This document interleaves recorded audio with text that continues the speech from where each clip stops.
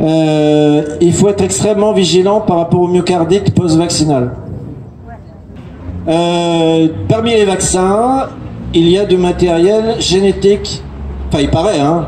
Moi, je sais pas, mais si, voilà. Hein. Il y a aussi de l'oxyde de graphène. Alors, ce sont les Espagnols qui ont en premier trouvé la présence d'oxyde de graphène. Ça a été confirmé par des scientifiques suisses. Alors ça, je me permets d'en parler parce que ce matin, je suis tombé sur les courbes graphiques de l'incidence des myocardites post-vaccinales. Et par rapport à cet oxyde de graphène, si vraiment elle existe, et on attend que les scientifiques qui se sont emparés de l'affaire se prononcent de façon un petit peu plus certaine, toutes les circonstances qui amènent à augmenter le débit sanguin peuvent potentiellement être des circonstances à risque. C'est-à-dire les circonstances où on a des émotions fortes,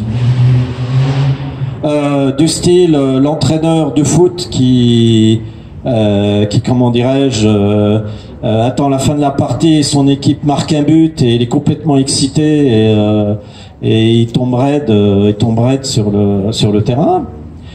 Du style les sportifs qui tombent sur le terrain et on se demande bien pourquoi.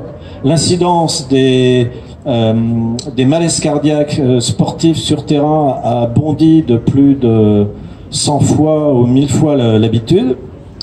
Quand je faisais les certificats de licence de sport, il y avait quelque chose que je surveillais comme le lait sur le feu, c'était les syndromes de Wolff-Parkinson-White. C'est rarissime, mais c'est un truc qu'on dépiste à l'électrocardiogramme. Et quand on en voit un, il faut pas le louper parce que ça, c'est l'occasion d'un malaise cardiaque sur le terrain, arrêt cardiaque et difficilement rattrapable.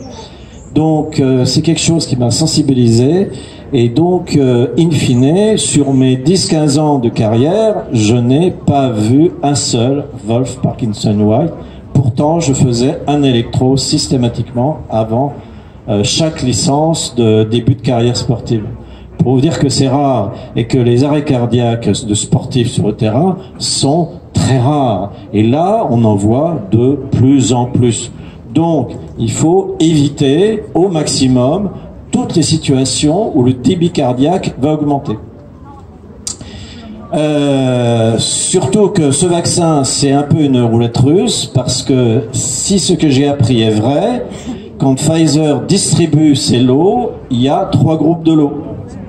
Il y a un lot avec du sérum Phi, un lot avec très peu de matériel et un lot fortement chargé. C'est ce qui est dit, je ne sais pas si c'est vrai. S'il y a des infos qui confirment, moi je veux bien récupérer l'information.